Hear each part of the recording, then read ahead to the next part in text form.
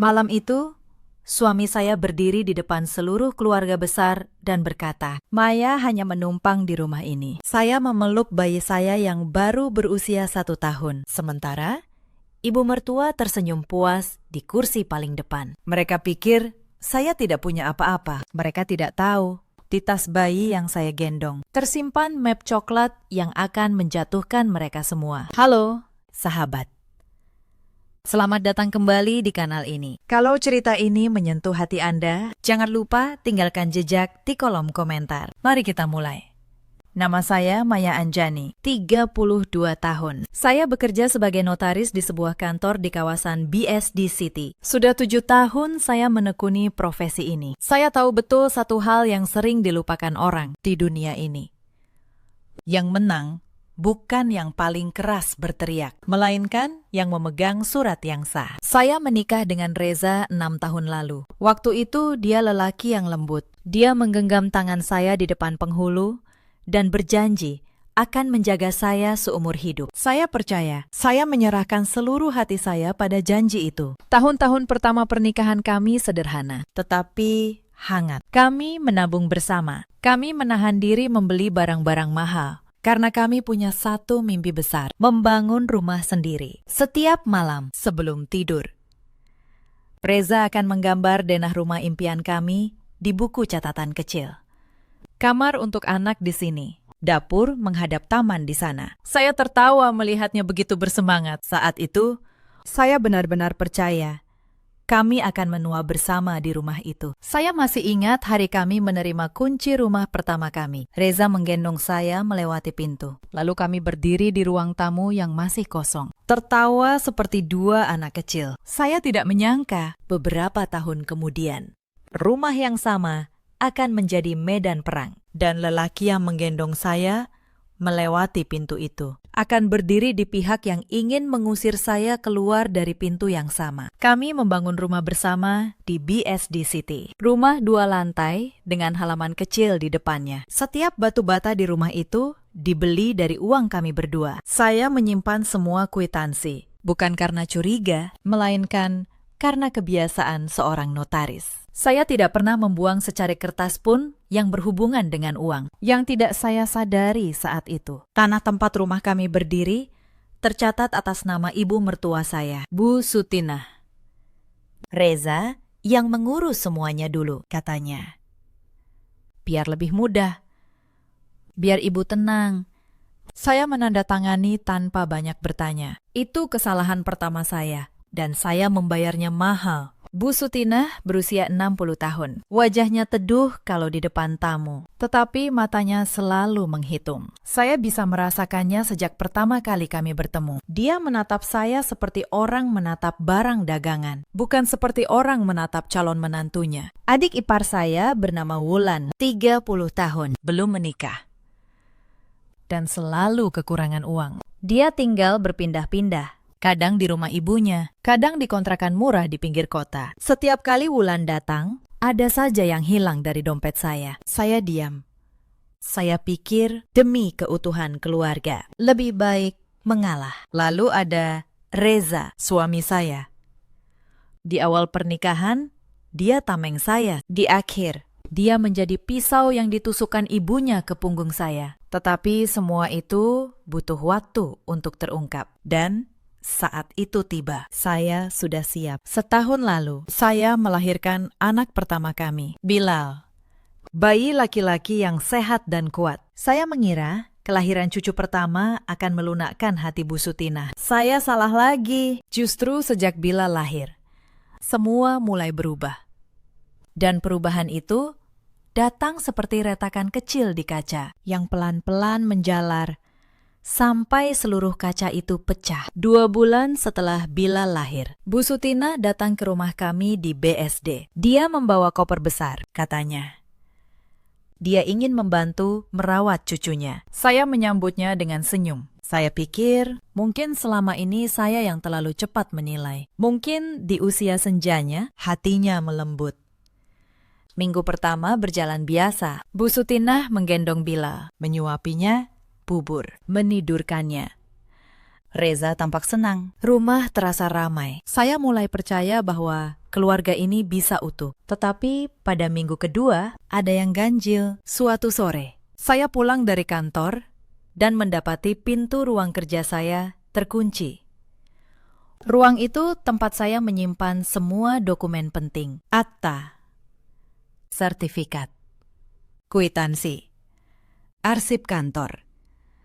Saya bertanya pada Mbak Asih, pembantu kami. Siapa yang mengunci pintu itu? Mbak Asih menunduk. Suaranya pelan. Ibu mertua, Bu. Katanya biar rapi, biar Bilal tidak masuk dan main-main di sana. Saya mengangguk.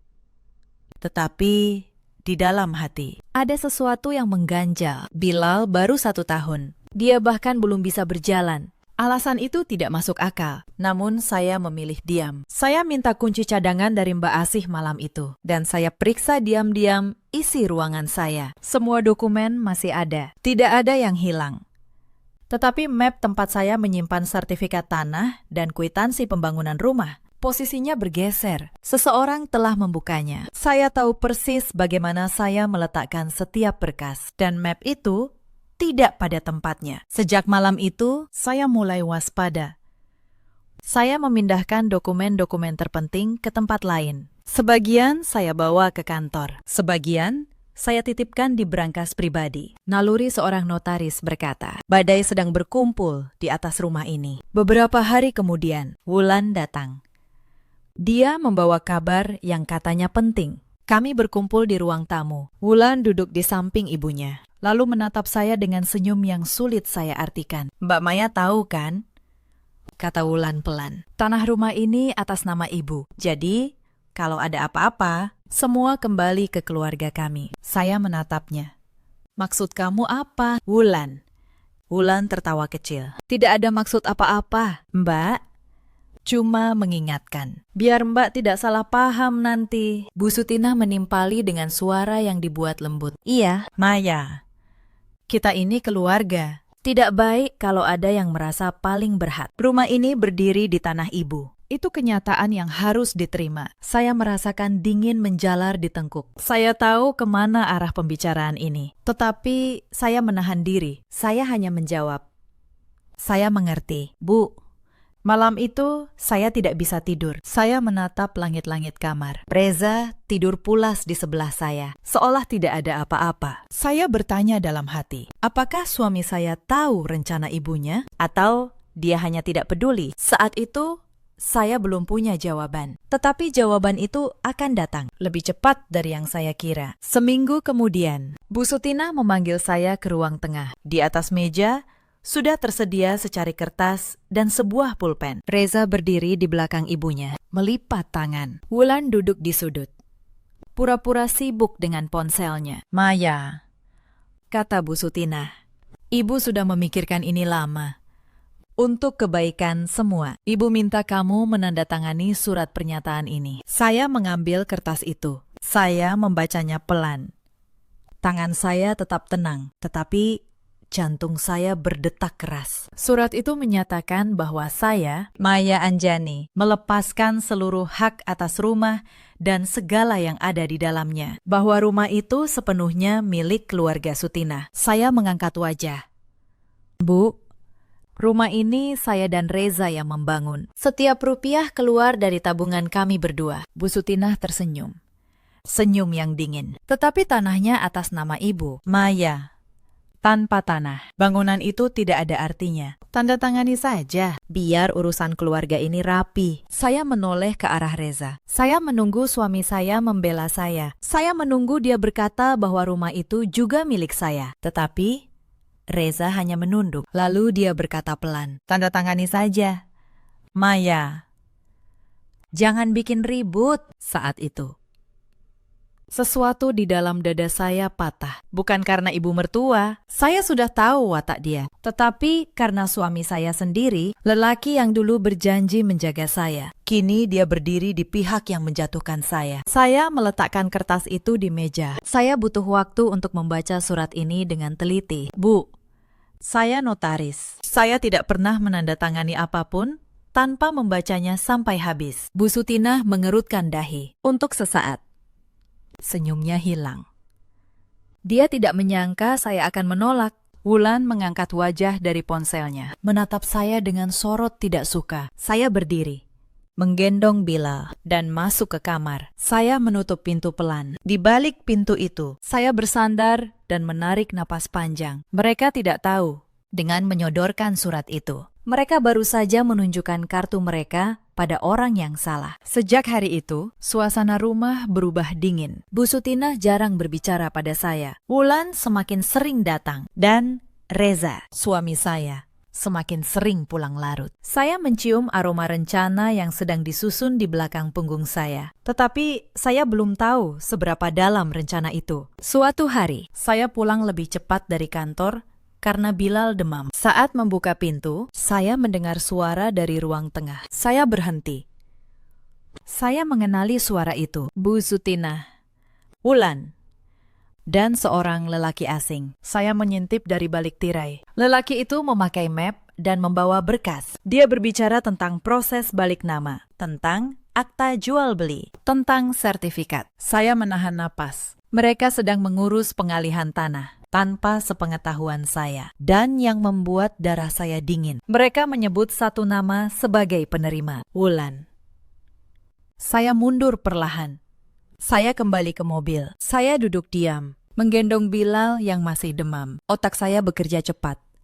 Mereka ingin mengalihkan tanah dan rumah itu atas nama Wulan. Mereka ingin membuang saya, dan mereka pikir saya tidak akan tahu apa-apa. Malam itu, saya tidak menunjukkan apapun. Saya memasak makan malam seperti biasa. Saya tersenyum pada Bu Sutinah. Saya melayani Reza. Saya membiarkan mereka percaya bahwa saya perempuan lemah yang tidak mengerti urusan surat-surat. Padahal saya notaris. Saya mengerti hukum lebih baik dari mereka semua. Mereka tidak tahu. Dengan meremehkan saya, mereka sedang menggali lubang untuk diri mereka sendiri. Esok harinya, saya mulai bergerak. Saya pergi ke kantor lebih pagi. Saya membuka brankas pribadi saya dan mengeluarkan sertifikat asli tanah itu. Ya, sertifikat asli. Banyak orang tidak tahu. Ketika tanah itu dibeli dulu, proses balik nama belum sepenuhnya selesai. Sertifikat resmi masih menyimpan catatan penjual lama, dan akta jual beli yang sah ada di tangan saya, bukan di tangan Bu Sutinah. Reza dulu menyerahkan urusan itu pada saya, karena saya notaris. Dia lupa, atau dia tidak pernah benar-benar paham. Saya juga mengeluarkan map coklat berisi seluruh kwitansi pembangunan rumah, pembelian semen, besi, pasir, upah tukang, semuanya. Semua tertulis atas nama saya dan Reza, dengan tanggal dan jumlah yang jelas. Hitam di atas putih. Inilah senjata yang selama bertahun-tahun saya simpan tanpa pernah menyadari betapa berharganya. Saya menemui Pak Tono, notaris senior yang dulu membimbing saya. Saya menceritakan semuanya. Pak Tono mendengarkan dengan serius. Lalu dia berkata, "Maya, kalau benar mereka mau mengalihkan tanah itu atas nama Wulan, mereka butuh tanda tanganmu di akta. Tanpa itu, peralihan tidak sah. Hati-hati. Orang yang nekat biasanya akan mencari jalan pintas." Kata-kata Pak Tono terngiang di kepala saya sepanjang perjalanan pulang. Jalan pintas. Apa yang akan mereka lakukan kalau saya menolak menandatangani? Jawabannya datang lebih cepat dari dugaan saya. 3 hari kemudian, saat Bu Sutinah dan Wulan sedang keluar, saya menyelinap ke ruang kerja yang dulu mereka kunci. Mbak Asi memberi saya kunci cadangan. Di dalam laci meja, tersembunyi di bawah tumpukan kain, saya menemukan sebuah map. Saya membukanya, dan apa yang saya lihat membuat tangan saya bergetar. Di dalam map itu, ada draft akta jual beli. Akta yang mengalihkan tanah dan rumah kami atas nama Wulan. Dan di bagian bawah, di kolom yang seharusnya kosong, menunggu tanda tangan saya. Sudah ada coretan, sebuah tanda tangan. Tanda tangan yang dibuat menyerupai tanda tangan saya. Tetapi saya tahu, itu bukan tanda tangan saya. Saya berdiri terpaku. Mereka memalsukan tanda tangan saya. Mereka sudah memutuskan untuk merampas rumah ini dengan cara apapun. Bahkan dengan kejahatan. Saya memotret semua halaman map itu dengan ponsel saya. Lalu, saya mengembalikannya persis seperti semula. Saya keluar dari ruangan, mengunci pintu, dan menyerahkan kunci kembali pada Mbak Asih. Di kamar, saya duduk diam untuk waktu yang lama. Hati saya panas, tetapi kepala saya dingin. Saya tahu, marah tidak akan menyelamatkan saya. Yang menyelamatkan saya adalah bukti. Dan kini, bukti itu ada di tangan saya. Saya mulai menyusun rencana. Saya tidak akan menggertak. Saya tidak akan mengancam. Saya akan diam, mengumpulkan semua, dan menunggu saat yang tepat. Pak Tono pernah berkata, kebenaran yang hanya disimpan di satu tangan, mudah dihancurkan. Maka saya memastikan kebenaran ini tinggal di banyak tangan. Saya membuat 3 salinan dari semua bukti. Sertifikat asli, akta jual beli sah, kwitansi pembangunan, dan foto akta palsu dengan tanda tangan yang dipalsukan. 1 salinan saya titipkan pada Pak Tono. 1 saya simpan di brankas kantor. Dan 1 lagi saya kirim ke alamat saudara saya di luar kota. Kalau mereka berani menyentuh 1 salinan. Masih ada 2 yang lain. Mereka tidak akan bisa membungkam saya. Sementara saya menyiapkan semuanya. Tekanan di rumah semakin berat. Bu Sutina mulai memperlakukan saya seperti pembantu. Dia menyuruh saya membersihkan rumah, mencuci pakaian seluruh keluarga, memasak untuk tamu-tamunya. Dan saya melakukannya. Bukan karena takut, tetapi karena saya ingin mereka merasa menang. Orang yang merasa menang akan lengah. Dan kelengahan adalah celah yang saya butuhkan. Suatu hari, Wulan kehilangan amplop berisi uang. Uang itu katanya hasil arisan, tanpa bukti apapun. Dia langsung menuding saya di depan beberapa kerabat yang sedang berkunjung. Pasti Mbak Maya yang ambil, kata Wulan keras. Siapa lagi? Dia kan yang paling sering pegang dompet di rumah ini. Saya menatap Wulan dengan tenang. Saya tidak mengambil apapun. Wulan, dan saya minta kamu hati-hati menuduh tanpa bukti. Bu Sutina ikut menimpali. Sudah jelas. Maya, sejak kamu masuk ke keluarga ini, banyak yang hilang. Kamu memang tidak bisa dipercaya. Para kerabat menatap saya dengan curiga. Saya merasakan panas di wajah saya. Difitnah di depan banyak orang adalah penghinaan yang menusuk. Tetapi saya menelan semuanya. Saya hanya berkata, suatu hari nanti, kebenaran akan datang sendiri. Dan saat itu, saya harap kalian semua ada di sini. Mereka pikir itu gertakan kosong. Mereka tertawa.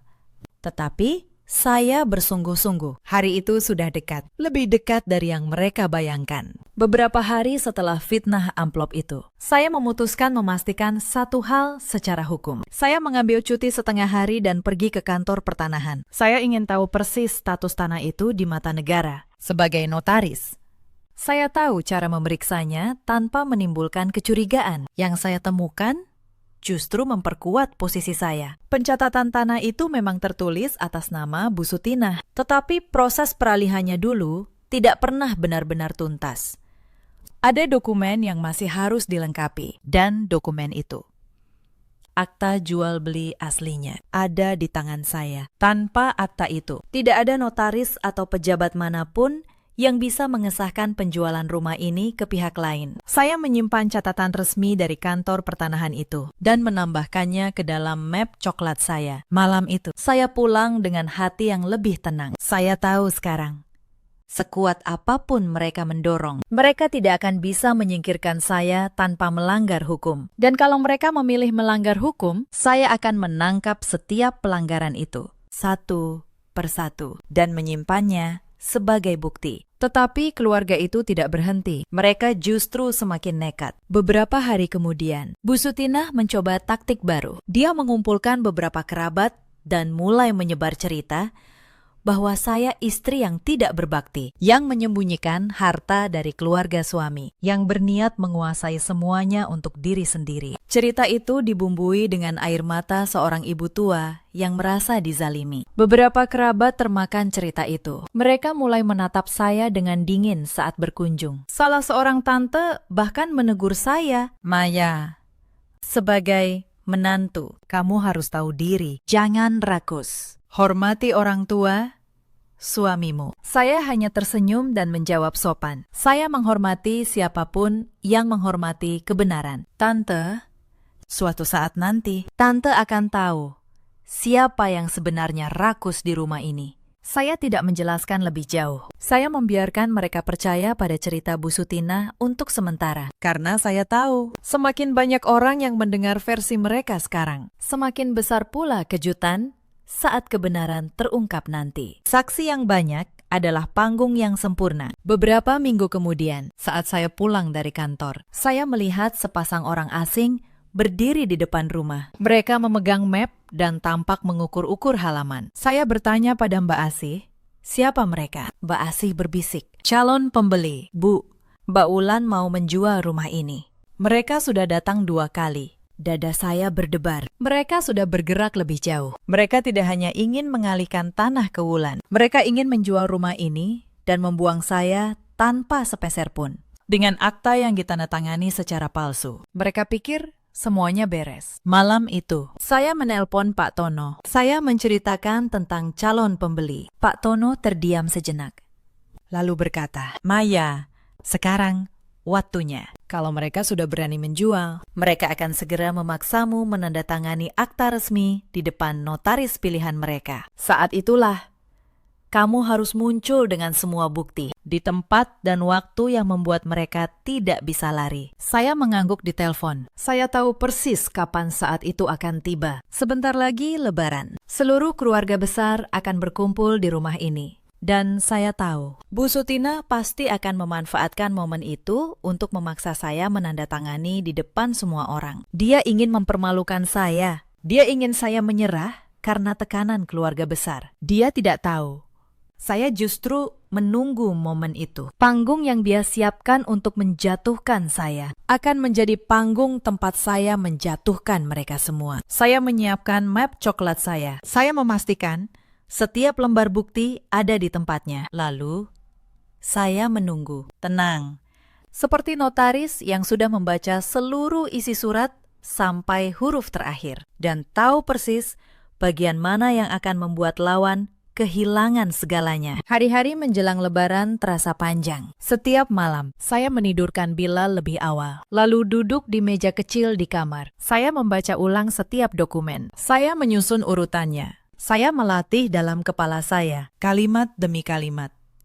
Apa yang akan saya katakan saat semuanya pecah? Saya tahu, satu kesalahan kecil bisa menghancurkan rencana saya. Kalau saya muncul terlalu cepat, mereka punya waktu memperbaiki akta palsu itu. Kalau saya muncul terlalu lambat, rumah ini mungkin sudah berpindah tangan. Saya harus menunggu titik yang tepat. Titik di mana mereka merasa paling menang. Dan di mana semua saksi berkumpul. Sementara itu, perlakuan mereka semakin keterlaluan. Suatu pagi, Bu Sutina membuang kopi panas ke lantai dan menyuruh saya mengepelnya, padahal dia sendiri yang menumpahkannya. Saya mengepel tanpa berkata apa-apa. Wulan berdiri di dekat saya, tertawa kecil.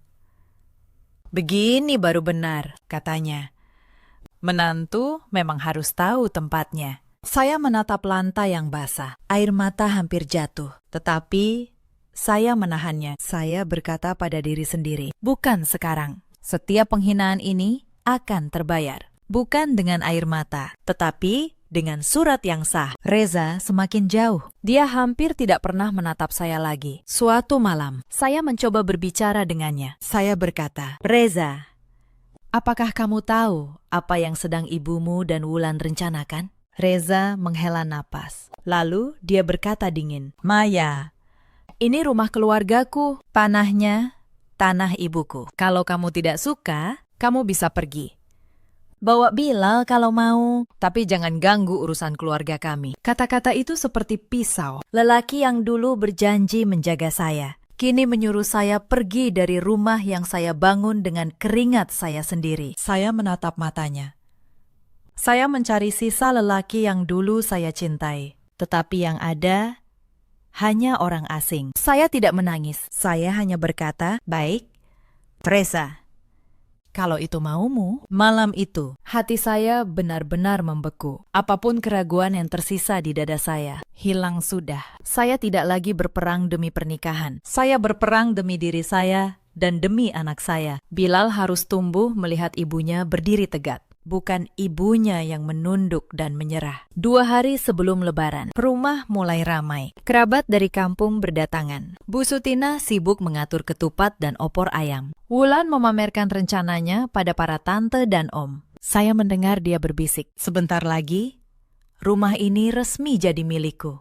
Tinggal tanda tangan terakhir." Saya di dapur memotong bawang sambil tersenyum tipis. Tanda tangan terakhir. Mereka tidak tahu, tanda tangan terakhir itu justru akan menjadi awal dari kehancuran mereka. Pak Tono mengirim pesan singkat malam itu. "Semua salinan aman. Aku siap datang kapan saja kamu butuh saksi. Tetap tenang.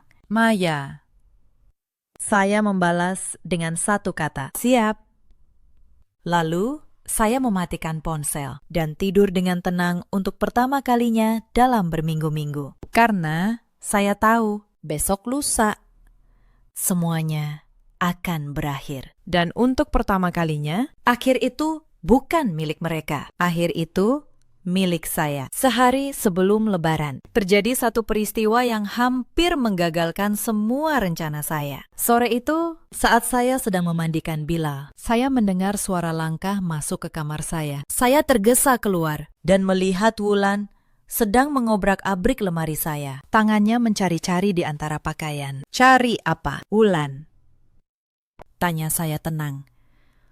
Wulan terkejut. Dia berusaha tersenyum. "Tidak ada, Mbak.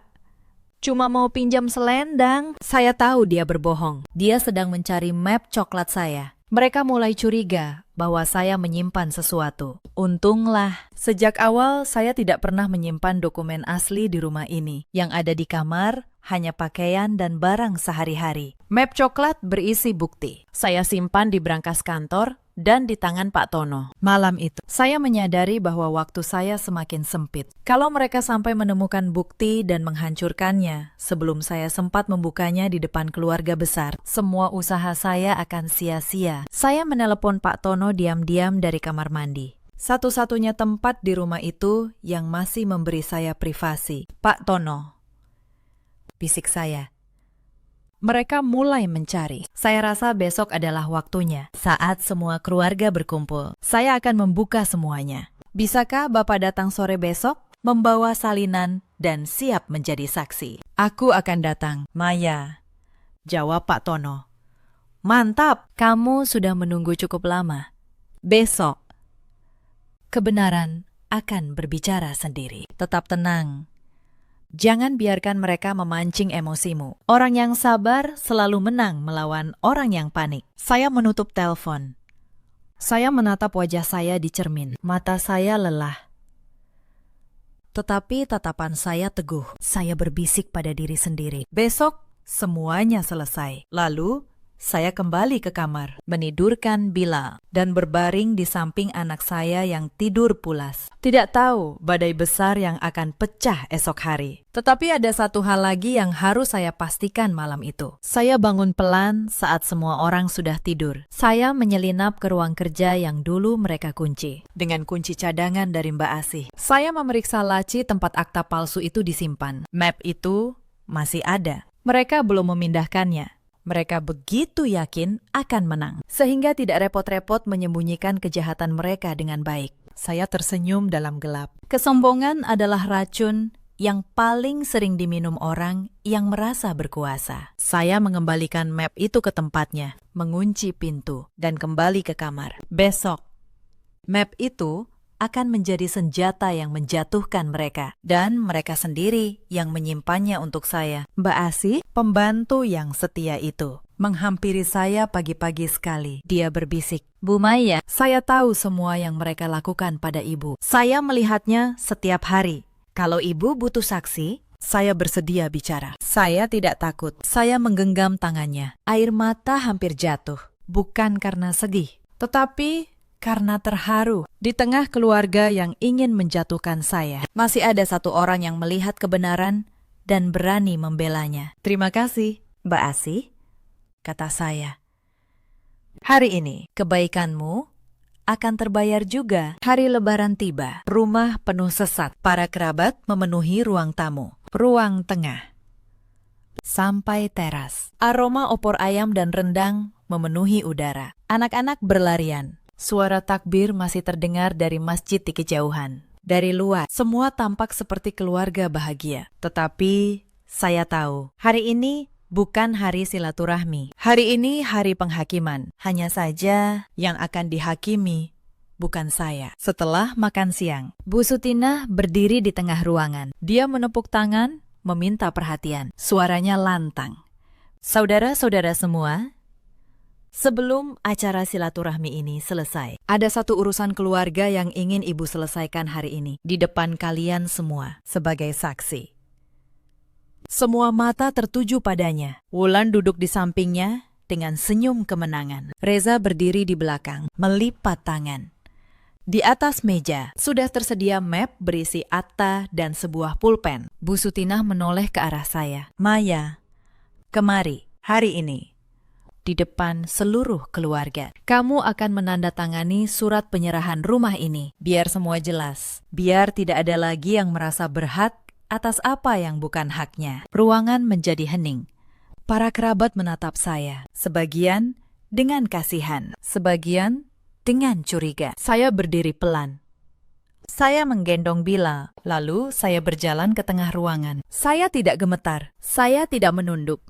Saya berdiri tegak menghadap mereka semua sebelum saya menandatangani apapun. Kata saya dengan suara tenang yang terdengar ke seluruh ruangan. Izinkan saya berbicara. Sebentar saja, karena setelah ini, saya tidak akan punya kesempatan lagi. Bu Sutinah mengerutkan dahi. Tetapi di depan banyak orang, dia tidak bisa menolak.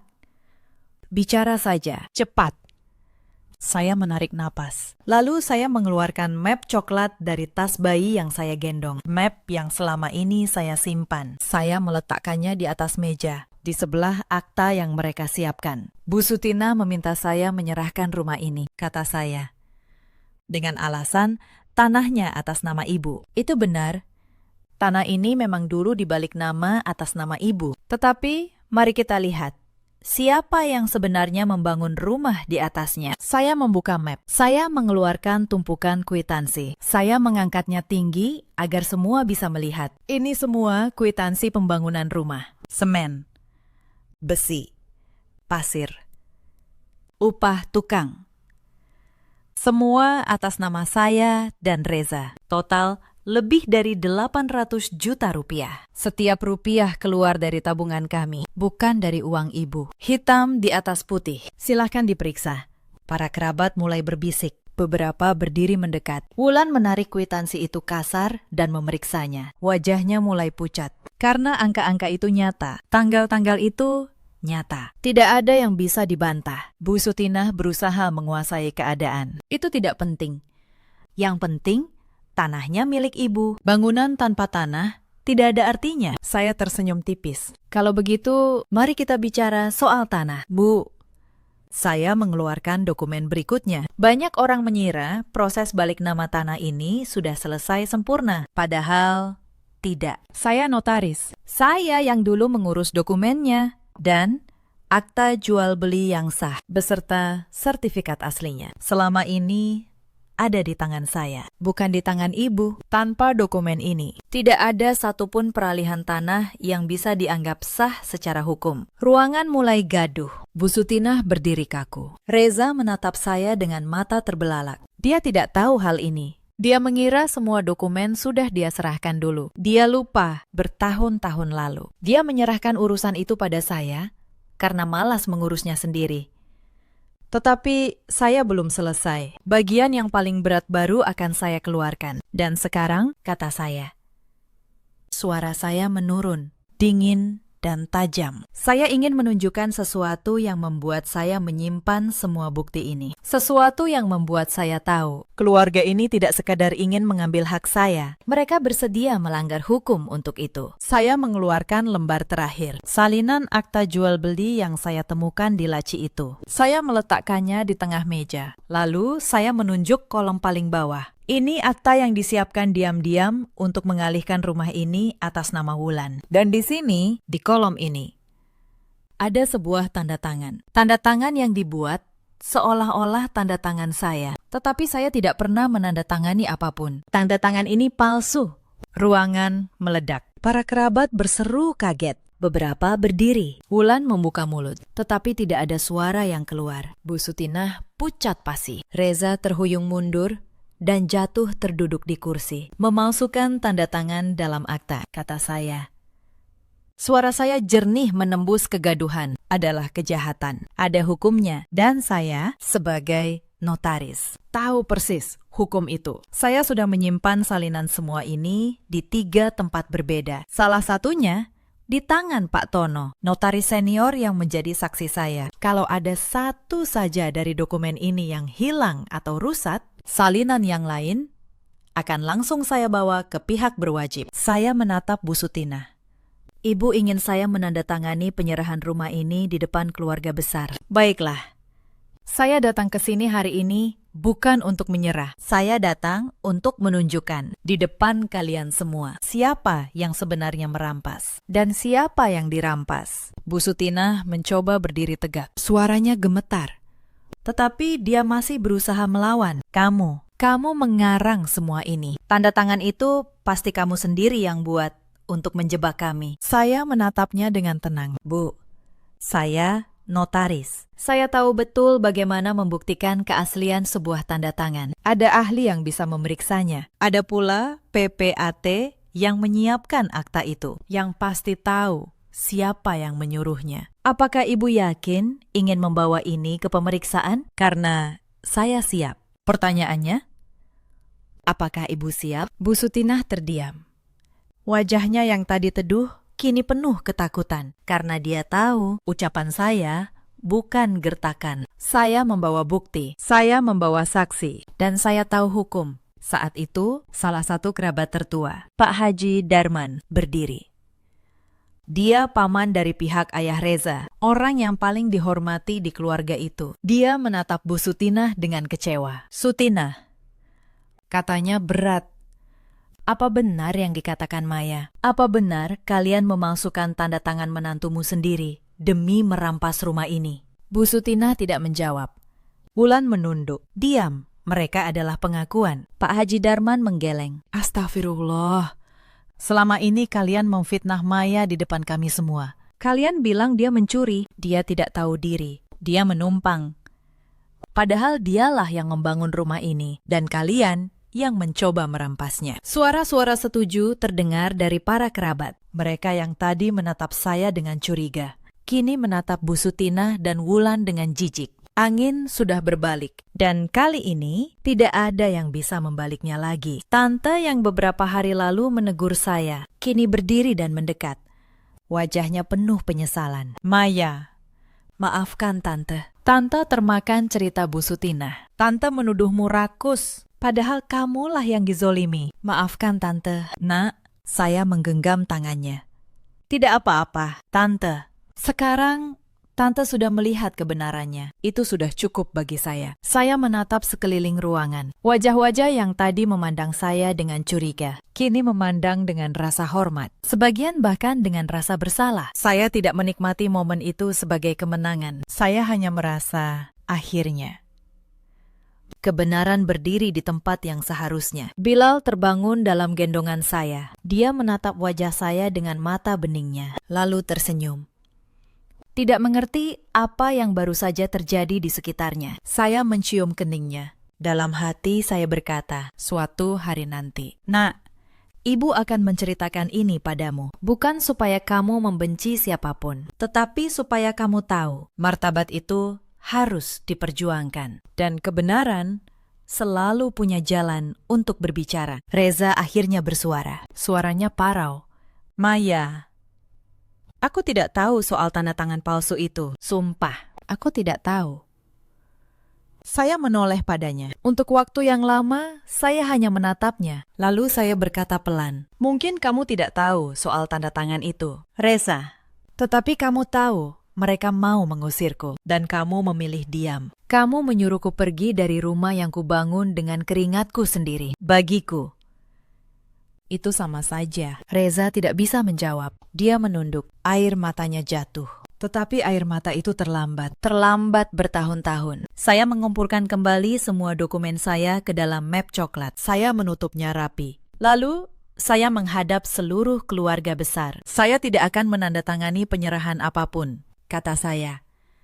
Rumah ini, secara hukum, masih utuh hak saya dan Reza. Akta yang kalian siapkan untuk Wulan tidak sah, karena tanda tangan di dalamnya palsu. Sertifikat dan akta asli ada di tangan saya. Tidak ada satupun dari kalian yang bisa menjual atau mengalihkan rumah ini tanpa saya. Saya menggendong Bilal lebih erat. Mulai hari ini, saya dan Bilal akan tinggal di sini, di rumah yang menjadi hak kami. Dan kalau ada yang berani memaksa, memalsukan, atau mengancam lagi, semua salinan bukti ini akan langsung saya bawa ke pihak yang berwenang. Saya harap kita semua mengerti. Ruangan hening.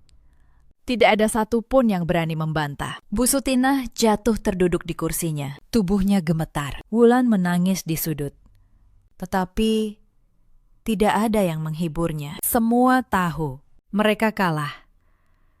Bukan karena saya lebih keras, tetapi karena saya memegang kebenaran yang sah. Pak Tono datang sore itu, sesuai janjinya. Dia membawa berkas resmi dan duduk bersama Pak Haji Darman serta beberapa kerabat tua. Mereka membicarakan langkah hukum yang harus diambil. Akta palsu itu dibatalkan. Proses peralihan yang sedang berjalan dihentikan. Dan nama Wulan sebagai calon pemilik dicoret dari semua dokumen. Hari-hari setelah lebaran itu berjalan seperti kabut yang perlahan menipis. Rumah yang dulu penuh ketegangan kini terasa asing bagi mereka yang dulu menguasainya. Bu Sutinah tidak lagi berani menyuruh saya. Wulan tidak lagi berani menuduh. Dan Reza berjalan di rumahnya sendiri seperti tamu yang tidak diundang. 3 hari setelah lebaran, Pak Tono datang lagi membawa kabar resmi. Dia duduk di ruang tamu, membuka berkasnya, dan menjelaskan pada saya dan beberapa kerabat tua yang sengaja hadir sebagai saksi. Maya, katanya, akta peralihan atas nama Wulan sudah resmi dinyatakan tidak berlaku. PPAT yang menyiapkannya sudah dimintai keterangan. Dia mengaku diminta oleh Bu Sutinah dan Wulan untuk menyiapkan akta itu. Dan tanda tangan menantu, yaitu kamu, dibubuhkan tanpa kehadiranmu. Saya mengangguk pelan. Saya sudah menduga semua itu. Tetapi mendengarnya disahkan secara resmi, tetap melegakan. Secara hukum, lanjut Pak Tono, memalsukan tanda tangan dalam akta otentik adalah perbuatan yang bisa dituntut. Kamu punya hak penuh untuk melaporkan ini. Keputusan ada di tanganmu, Maya. Saya terdiam sejenak. Para kerabat menunggu jawaban saya. Bu Sutinah duduk di ujung ruangan. Tubuhnya menua dalam semalam. Wulan menunduk di sampingnya. Mereka menunggu hukuman. Saya berkata pelan, saya tidak akan melaporkan untuk memenjarakan mereka. Bukan karena saya memaafkan, tetapi karena saya tidak ingin Bilal tumbuh dengan cerita bahwa neneknya dipenjara oleh ibunya. Namun, ada syaratnya. Saya menatap Bu Sutinah dan Wulan bergantian. Pertama, kalian harus menandatangani surat pernyataan resmi di depan Pak Tono, mengakui bahwa rumah ini hak saya dan Reza, dan bahwa kalian tidak akan pernah lagi mengklaim atau mengalihkannya. Kedua, semua bukti tetap saya simpan. Kalau satu kali saja kalian melanggar, surat pernyataan ini dan bukti pemalsuan akan langsung saya bawa ke pihak berwajib. Tidak ada peringatan kedua. Bu Sutinah mengangkat wajahnya. Untuk pertama kalinya, saya melihat dia menatap saya bukan dengan kebencian, tetapi dengan kekalahan yang tuntas. Dia mengangkat, tangannya gemetar saat menandatangani surat pernyataan itu. Wulan menyusul, air matanya menetes ke atas kertas. Hitam di atas putih. Akhirnya, semua yang selama ini hanya berupa tekanan dan ancaman lisan berubah menjadi surat yang sah. Surat yang melindungi saya dan anak saya. Surat yang tidak bisa lagi dibantah oleh siapapun. Setelah urusan itu selesai, Bu Sutinah memutuskan kembali ke kampung halamannya di Jawa Tengah. Dia tidak lagi punya muka untuk tinggal di rumah yang dulu ingin dia rampas. Wulan ikut dengannya. Sebelum pergi, Bu Sutinah berhenti sejenak di depan pintu. Dia menoleh pada saya. Bibirnya bergerak, seolah ingin mengucapkan sesuatu. Tetapi tidak ada kata yang keluar. Akhirnya dia hanya menunduk dan pergi. Saya tidak merasa menang. Aneh, bukan? Setelah semua yang saya lalui, saya tidak merasakan kemenangan. Yang saya rasakan hanya lelah dan sedikit lega. Karena pada akhirnya, saya bisa berdiri tegak di rumah saya sendiri sambil menggendong anak saya tanpa rasa takut. Reza tinggal beberapa minggu lagi di rumah itu. Kami hampir tidak bicara. Suatu malam, dia datang ke kamar dan duduk di tepi tempat tidur. Dia berkata pelan, "Maya, maafkan aku. Aku tahu maaf tidak akan mengubah apapun. Tapi aku ingin kamu tahu, aku menyesal. Aku terlalu takut pada ibuku. Aku terlalu lemah." Saya menatapnya. Saya tidak marah lagi. Marah membutuhkan tenaga, dan saya sudah kehabisan tenaga untuk lelaki ini. Saya hanya berkata, "Reza, penyesalan datang setelah semuanya hancur. Aku tidak membencimu, tapi aku juga tidak bisa lagi mempercayaimu. Cinta bisa tumbuh lagi, tapi kepercayaan yang sudah patah, sulit disambung." Reza menunduk. Air matanya jatuh. Lalu dia berkata, "Apa kamu ingin kita berpisah?" Saya diam lama. Lalu saya menjawab, "Aku ingin waktu. Aku ingin melihat. Apakah kamu benar-benar berubah atau hanya menyesal karena kalah? Untuk sekarang, kita jalani dulu. Demi Bilal, tapi rumah ini dan masa depan kami sekarang ada di tanganku, bukan di tangan ibumu." Reza mengangguk.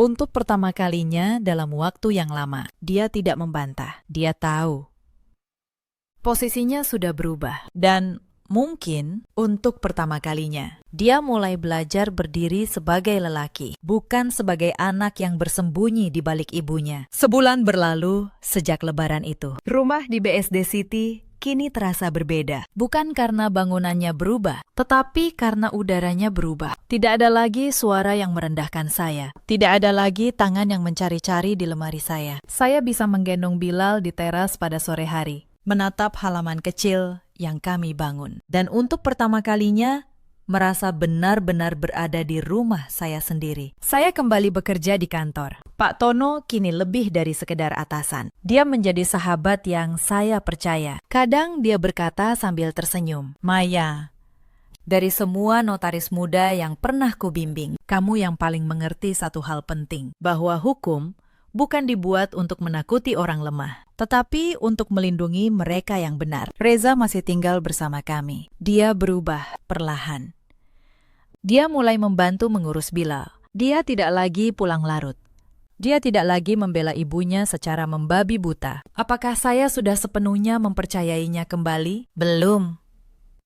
Kepercayaan tidak tumbuh dalam semalam, tetapi saya memberinya kesempatan, satu hari demi satu hari, untuk membuktikan bahwa penyesalannya nyata. Mbak Asih masih bersama kami. Saya menaikkan gajinya dan memperlakukannya seperti keluarga. Karena di hari-hari tergelap saya, dialah yang berdiri di sisi saya. Sementara orang-orang yang seharusnya menyayangi saya justru ingin menjatuhkan saya. Kadang saya memikirkan Bu Sutinah dan Wulan di kampung sana. Saya dengar Wulan akhirnya bekerja untuk pertama kalinya dalam hidupnya. Mungkin kehilangan rencana untuk hidup dari harta orang lain memaksanya belajar berdiri sendiri. Saya tidak membenci mereka lagi. Kebencian hanya akan meracuni hati saya. Dan saya tidak ingin Bilal tumbuh dengan ibu yang hatinya penuh racun. Cerita ini mengajarkan saya satu hal, bahwa di dunia ini, kebaikan dan kesabaran memang sering disalahartikan sebagai kelemahan. Orang yang diam dikira tidak punya kekuatan. Padahal, kadang diam adalah cara orang yang kuat menyimpan tenaganya sampai saat yang tepat untuk berdiri. Di luar sana, ada banyak perempuan yang mungkin sedang berada di posisi saya dulu. Diinjak di rumah sendiri, difitnah di depan keluarga, disuruh menyerahkan apa yang menjadi hak mereka, hanya karena mereka dianggap pendatang. Untuk kalian semua, saya ingin berkata, jangan menyerah pada tekanan, tetapi juga jangan melawan dengan emosi. Lawanlah dengan kebenaran. Simpan setiap bukti. Pahami hak kalian. Karena pada akhirnya yang menang bukan yang paling keras berteriak, melainkan yang memegang surat yang sah. Ada juga banyak suami seperti Reza, lelaki yang tidak jahat, tetapi terlalu lemah untuk membela istrinya, yang lebih takut pada ibunya daripada peduli pada keadilan. Untuk para suami, seperti itu. Ketahuilah, diam di saat istrimu diinjak bukanlah netral. Diam adalah memihak dan luka karena ditinggalkan saat paling membutuhkan. Sulit disembuhkan hanya dengan penyesalan. Ada pula para ibu mertua, seperti Bu Sutina, yang melihat menantu bukan sebagai anak, tetapi sebagai ancaman atas harta dan kuasa. Yang lupa bahwa rumah tangga anak mereka dibangun oleh 2 orang, bukan 1. Yang lupa bahwa keserakahan pada akhirnya hanya akan menyisakan kesepian di hari tua. Dalam hidup, kita semua punya pilihan. Kita bisa memilih menjadi orang yang merampas atau menjadi orang yang membangun. Kita bisa memilih menyimpan kebencian atau melepaskannya untuk hidup dengan tenang. Saya memilih untuk membangun dan untuk melepaskan. Bukan karena saya lupa, tetapi karena saya ingin maju. Sekarang, setiap kali saya menatap Bilal yang tumbuh sehat dan ceria, saya tahu semua yang saya lalui tidak sia-sia. Saya berjuang bukan demi rumah. Saya berjuang demi martabat saya dan demi masa depan anak saya. Dan dari rumah yang dulu hampir dirampas dari tangan saya, kini saya membangun kehidupan yang tidak perlu lagi saya takutkan dari siapapun. Itulah kisah saya. Terima kasih sudah menemani sampai akhir. Kalau cerita ini menyentuh hati Anda, ceritakan kisah kalian di kolom komentar. Mungkin di luar sana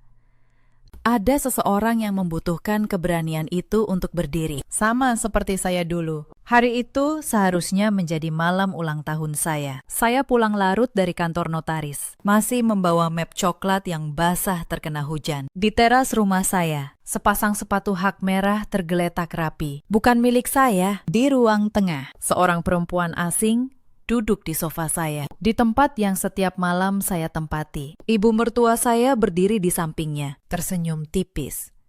Lalu berkata, "Dia ini calon istri baru Reza. Mulai malam ini, kamu yang keluar dari rumah ini." Saya berdiri di ambang pintu, masih memegang map coklat itu. Map yang berisi akta dan kontrak rumah ini. Mereka tidak tahu satu hal, rumah yang mereka suruh saya tinggalkan sejak awal bukan milik mereka. Halo sahabat, selamat datang kembali di kanal Cerita Kita. Sebelum kita mulai, tolong tekan tombol subscribe dan nyalakan lonceng notifikasi, supaya kalian tidak ketinggalan kisah-kisah berikutnya. Kisah malam ini tentang seorang perempuan yang dipaksa pergi dari rumahnya sendiri, dan tentang selembar dokumen yang lebih kuat daripada 1000 kata sombong. Mari kita mulai.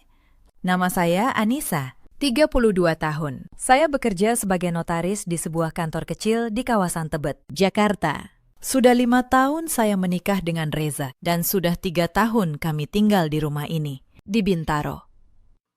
Selama 3 tahun itu, saya belajar satu hal. Di rumah ini, suara saya tidak pernah dianggap ada. Rumah ini berlantai 2, dengan halaman kecil dan pagar putih. Reza selalu menyebutnya rumah ibu. Padahal saya tahu persis bagaimana rumah ini berdiri. Saya yang mengurus semua suratnya. Saya yang menyimpan setiap berkasnya. Tapi orang-orang di rumah ini lebih percaya pada apa yang mereka ucapkan daripada pada apa yang tertulis hitam di atas putih. Ibu mertua saya bernama Bu Sutina, 61 tahun. Perempuan yang setiap kalimatnya seperti pisau. Sejak hari pertama saya masuk ke keluarga ini, beliau tidak pernah benar-benar menerima saya. Katanya, saya terlalu kurus, terlalu sibuk kerja, terlalu sedikit memberi cucu. Lalu ada Reza, suami saya, 36 tahun. Laki-laki yang dulu pernah berjanji akan melindungi saya. Tapi di hadapan ibunya, Reza selalu menunduk. Seperti anak kecil yang takut dimarahi. Setiap kali Bu Sutinah menghina saya, Reza hanya diam.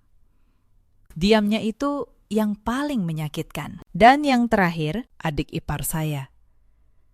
Namanya Wulan, 29 tahun. Perempuan yang pandai sekali tersenyum manis di depan dan menusuk dari belakang. Wulan yang paling sering membisikkan sesuatu ke telinga ibunya. Saya tidak pernah tahu apa isi bisikan itu, sampai semuanya terlambat. Malam ulang tahun saya itu, ketika perempuan bersepatu merah duduk di sofa saya baru mengerti. Bisikan-bisikan Wulan selama ini punya satu tujuan, mengeluarkan saya dari rumah ini. Mari saya ceritakan dari awal, bagaimana semua ini dimulai. 5 tahun lalu, saya menikah dengan Reza di sebuah gedung sederhana di Jakarta Selatan. Saat itu, Reza belum punya apa-apa. Gajinya pas-pasan sebagai staf di perusahaan logistik. Saya sendiri baru lulus ujian notaris. Masih merintis dari nol. Kami berdua sama-sama bermimpi punya rumah sendiri. 2 tahun pertama, kami mengontrak petak kecil di Bekasi. Atapnya bocor kalau hujan deras. Tapi saya bahagia karena saya pikir Reza adalah laki-laki yang akan berjuang bersama saya. Lalu datang kesempatan itu. Sebuah rumah di Bintaro dijual murah karena pemiliknya butuh uang cepat. Harganya 900 juta rupiah. Jumlah yang besar bagi kami waktu itu. Saya punya tabungan dari hasil menangani kasus-kasus notaris. Tabungan yang saya kumpulkan sejak masih kuliah, 700 juta. Reza hanya bisa menambah 200 juta dari pinjaman kantornya. Artinya, hampir 80% rumah ini saya yang membayar. Tapi Bu Sutina punya permintaan aneh waktu itu. Beliau bilang, sertifikatnya atas nama ibu saja dulu. Biar berkah, nanti gampang dibalik nama. Saya ingat betul malam itu. Reza menatap saya dengan mata memohon. Tolong, Nisa, demi ibu. Cuma soal nama di kertas. Rumahnya tetap punya kita. Saya seorang notaris. Saya tahu persis betapa berbahayanya menaruh aset atas nama orang lain. Tapi saya cinta Reza waktu itu. Dan saya ingin keluarganya menerima saya. Jadi, saya mengangguk. Namun saya tidak bodoh. Di hari penandatanganan, saya diam-diam menyiapkan satu hal. Sebuah dokumen tambahan. Saya tidak akan menceritakan isinya sekarang. Tapi ingatlah dokumen ini. Karena suatu hari nanti, dokumen inilah yang akan mengubah segalanya. Sertifikat rumah pun resmi atas nama Bu Sutina. Kami pindah ke Bintaro. Dan sejak saat itu, perlahan-lahan, rumah yang saya bayar dengan tabungan saya sendiri berubah menjadi penjara. Awalnya hal-hal kecil. Bu Sutina mulai sering datang menginap. Lalu menginapnya makin lama. Sampai akhirnya, beliau tinggal menetap, membawa semua barangnya. Kamar utama yang saya dan Reza tempati diambil alih untuk beliau. Kami pindah ke kamar kecil di belakang. Saya masih ingat hari beliau pindah masuk. Saya baru pulang kerja dan menemukan semua pakaian saya sudah dikeluarkan dari lemari kamar utama. Ditumpuk begitu saja di kamar belakang. Ibu butuh kamar yang luas, kata Bu Sutina tanpa menoleh. Saya menatap Reza. Dia hanya mengangkat bahu. Sudah, Nis, jangan bikin masalah. Malam itu, saya merapikan pakaian saya sendiri di kamar sempit yang pengap dan mulai bertanya, apakah ini benar-benar rumah saya? Ibu sudah tua, kata Reza. Wajar kalau tidur di kamar yang nyaman. Saya menelan semuanya. Saya pikir ini hanya soal berbakti. Lalu, Wulan ikut pindah. Adik ipar saya itu baru saja bercerai. Katanya butuh tempat tinggal sementara. Sementara, yang ternyata tidak ada ujungnya. Wulan menempati kamar tamu dan mulai mengatur rumah seolah dia pemiliknya. Setiap pagi sebelum berangkat ke kantor, saya harus menyiapkan sarapan untuk 3 orang dewasa. Setiap malam sepulang kerja, saya yang mencuci semua piring. Pakaian kotor seisi rumah menumpuk di keranjang saya. Tidak ada yang bertanya apakah saya lelah. Tibalah musim lebaran pertama setelah kami sekeluarga tinggal bersama. Rumah penuh dengan saudara-saudara Reza yang datang berkunjung. Saya memasak dari subuh sampai malam. Opor ayam, rendang, ketupat. Semua dari tangan saya. Sementara Wulan hanya duduk memamerkan baju barunya pada para tamu. Saat acara halal bihalal, Bu Sutina membagikan amplop THR pada keponakan-keponakannya di depan semua orang. Lalu, beliau menatap saya dan berkata keras, Anissa, kamu yang cuci semua piring ini, ya.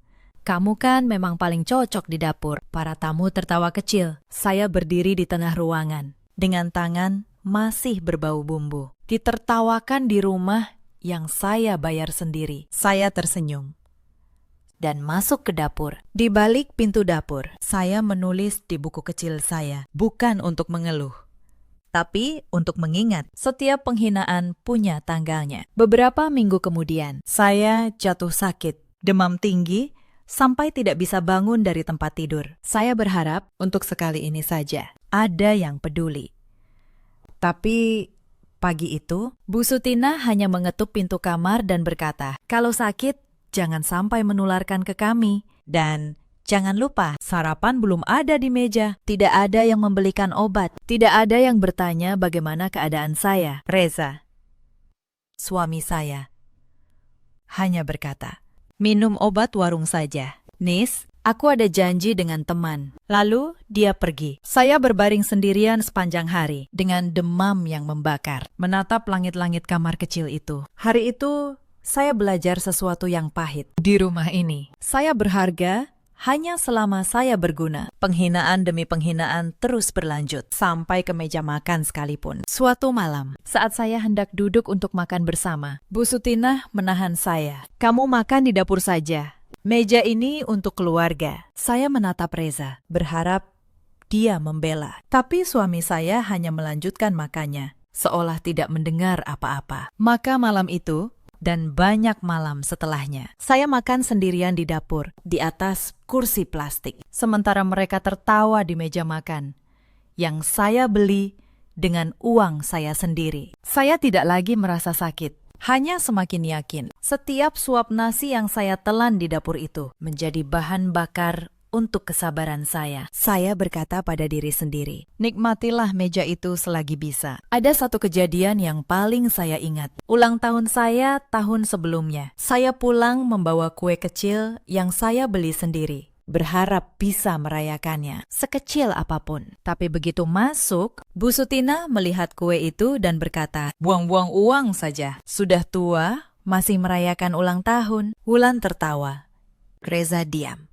Malam itu, saya meniup lilin sendirian di kamar kecil sambil menahan tangis. Tidak ada yang mengucapkan selamat. Saya menulis di buku saya malam itu, bukan kemarahan, hanya satu kalimat. Tahun depan akan berbeda. Dan ternyata tahun depan memang sungguh berbeda, dengan cara yang tidak pernah mereka bayangkan. Suatu malam, saya pulang pukul 9 setelah menyelesaikan akta jual beli yang rumit. Badan saya remuk. Begitu masuk, Bu Sutina sudah menunggu di ruang tengah dengan wajah masam. "Dari mana saja kamu malam-malam begini?" tanya beliau ketus. "Perempuan baik-baik itu di rumah, mengurus suami. Bukan keluyuran sampai malam. Saya bekerja." "Bu," jawab saya pelan. "Bekerja apa? Gaji notaris kecil-kecilan begitu. Tidak usah sok sibuk." Beliau memalingkan wajah. "Reza yang menanggung hidup kalian. Kamu cuma numpang." Saya menatap Reza yang duduk di sebelah ibunya. Saya menunggu dia membela saya, menunggu dia mengingatkan ibunya. Siapa sebenarnya yang membayar rumah ini? Tapi Reza hanya menunduk, sibuk dengan ponselnya. Malam itu, untuk pertama kalinya, saya menangis tanpa suara di kamar kecil belakang. Dan saya mulai bertanya pada diri sendiri, sampai kapan saya harus bertahan? Keesokan harinya, di kantor, saya membuka laci meja saya. Di dalamnya tersimpan sebuah map coklat. Map yang sama yang saya bawa pulang di malam ulang tahun saya nanti. Saya menatap berkas di dalamnya cukup lama. Lalu, saya menutup laci itu kembali. Belum waktunya, batin saya. Lalu datanglah peristiwa yang membuat saya tahu, mereka tidak akan pernah berhenti. Suatu sore, Bu Sutina berteriak dari kamarnya. Beliau bilang, uang 5 juta rupiah di lemarinya hilang. Dan tanpa bukti apapun, semua mata langsung tertuju pada saya. "Pasti Anissa," kata Wulan cepat. "Siapa lagi? Dia kan yang paling sering butuh uang." Saya tertegun. "Saya tidak pernah menyentuh uang ibu." "Buktikan," bentak Bu Sutina. "Buka tasmu, buka lemarimu." Mereka menggeledah barang-barang saya, seperti saya seorang pencuri. Tentu saja tidak ditemukan apa-apa, tapi tidak ada yang minta maaf. Bu Sutina hanya berkata, "Mungkin kamu sudah sembunyikan di tempat lain." Belakangan saya tahu, uang itu sebenarnya dipakai Wulan untuk membeli tas baru. Tapi kebenaran tidak penting bagi mereka. Yang penting, ada kambing hitam. Malam itu, saya menulis lagi di buku kecil saya. Tanggal, kejadian, siapa yang menuduh. Dan di samping catatan itu, saya menulis satu kata, sabar. Tak lama setelah itu, saya menyadari kotak perhiasan saya kosong. Beberapa gelang emas peninggalan ibu saya hilang.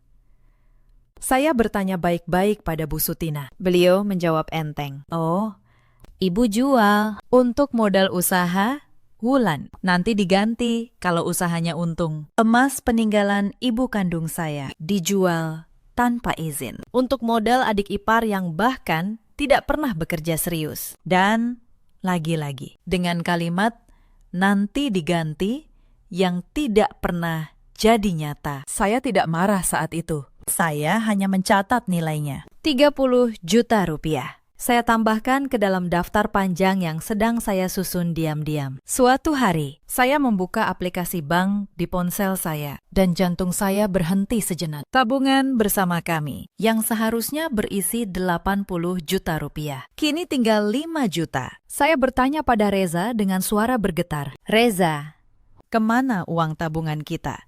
Reza menjawab tanpa rasa bersalah sedikit pun. Oh, itu.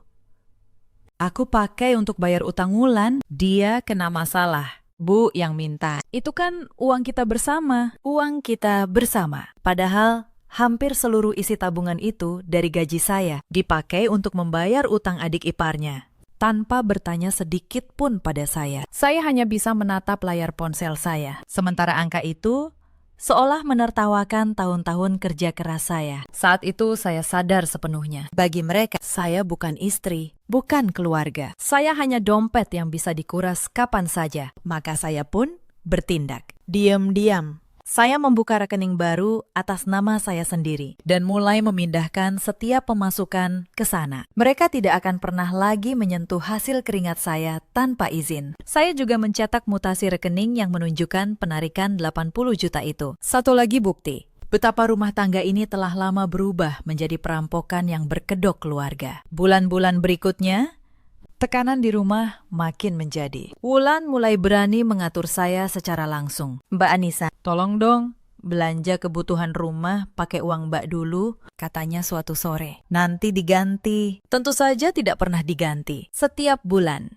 gaji saya habis untuk menanggung kebutuhan 4 orang. Listrik, air, belanja.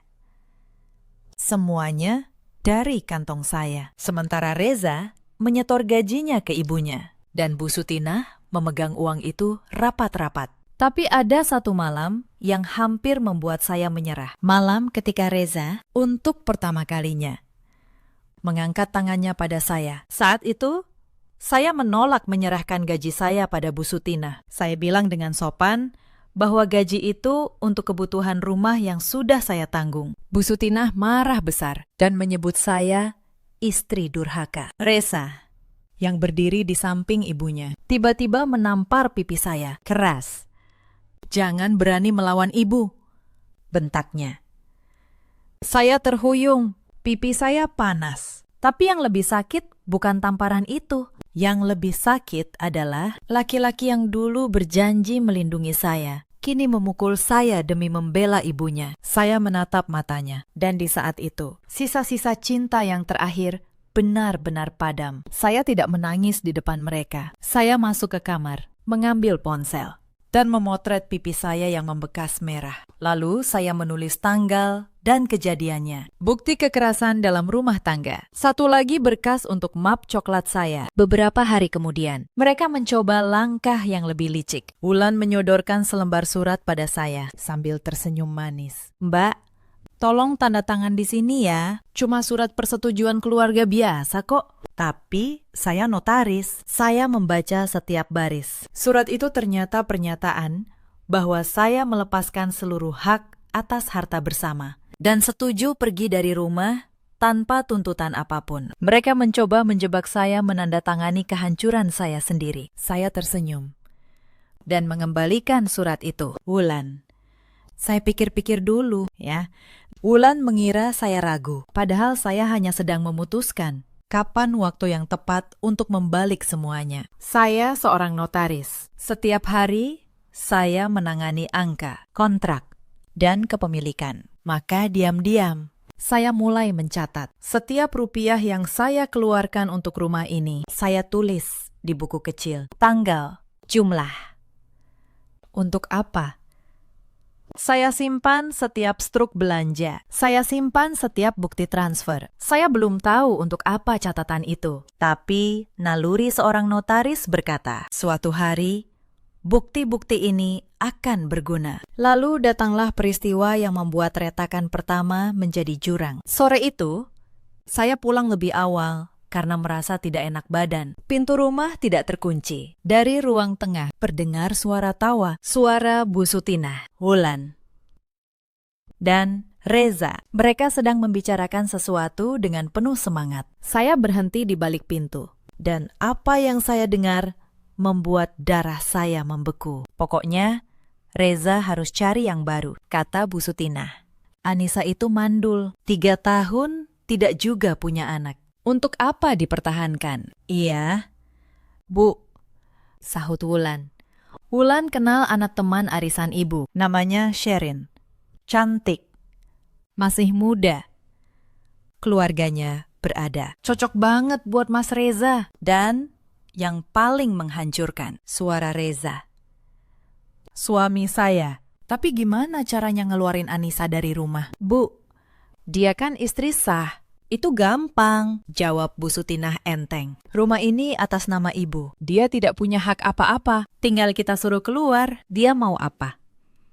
Mau lapor. Lapor pakai bukti apa? Saya berdiri terpaku di balik pintu. Tangan saya gemetar. Jadi, inilah rencana mereka. Mengganti saya dengan perempuan lain. Lalu mengusir saya dari rumah yang saya bayar sendiri. Dan mereka begitu yakin saya tidak bisa berbuat apa-apa. Karena di mata mereka, saya hanya perempuan lemah yang namanya tidak ada di sertifikat. Saya masih mendengar mereka melanjutkan. Wulan berkata dengan suara penuh perhitungan. Tenang, Bu. Wulan sudah siapkan surat pernyataan. Supaya Anissa tanda tangan, lepas semua hak. Tinggal cari waktu yang pas. Suruh dia teken tanpa baca. Bu Sutinah tertawa puas. Pintar kamu, Wulan. Memang harusnya kamu yang jadi notaris, bukan dia. Mendengar itu, sesuatu di dalam diri saya mengeras. Mereka bukan hanya ingin mengusir saya, mereka ingin menjarah segalanya, lalu membuat saya pergi dengan tangan kosong, bahkan menandatangani sendiri kehancuran saya. Tapi mereka lupa satu hal yang paling penting, saya yang notaris, bukan mereka. Malam itu, saya tidak masuk, saya berbalik. Naik ke mobil saya dan berkendara tanpa tujuan sampai larut. Air mata saya tumpah di setiap lampu merah. Tapi di balik air mata itu, sesuatu yang lain mulai tumbuh. Sesuatu yang dingin dan tenang. Mereka pikir saya tidak punya bukti. Mereka lupa. Saya adalah notaris. Dan seorang notaris tidak pernah bertaruh pada kata-kata. Seorang notaris bertaruh pada dokumen. Malam itu, di tengah jalanan Jakarta yang basah, saya mengambil keputusan. Saya tidak akan menangis lagi. Saya akan diam. Saya akan mengamati. Dan saya akan menyiapkan segalanya perlahan. Sampai hari mereka sendiri yang akan terkejut. Tapi malam itu, mereka belum tahu apa yang sudah saya simpan selama 3 tahun. Sejak malam itu, saya berubah. Bukan di luar, tapi di dalam. Di rumah. Saya tetap perempuan yang sama. Saya tetap memasak, mencuci, dan menunduk saat dihina. Saya bahkan tersenyum lebih sering, supaya tidak ada yang curiga. Tapi di kantor, saya mulai bergerak. Hal pertama yang saya lakukan adalah membuka kembali map coklat di laci saya. Di dalamnya ada dokumen yang saya siapkan diam-diam 3 tahun lalu. Di hari penandatanganan sertifikat. Sebuah surat perjanjian pinjam nama yang ditandatangani Bu Sutinah sendiri. Tanpa beliau sadari betul artinya. Waktu itu, di tengah tumpukan berkas yang harus beliau tanda tangani, saya menyelipkan 1 lembar. Surat yang menyatakan bahwa rumah di Bintaro itu sesungguhnya dibeli dengan dana saya, dan bahwa nama Bu Sutinah di sertifikat hanyalah pinjaman nama yang bisa dialihkan kapan saja atas permintaan saya.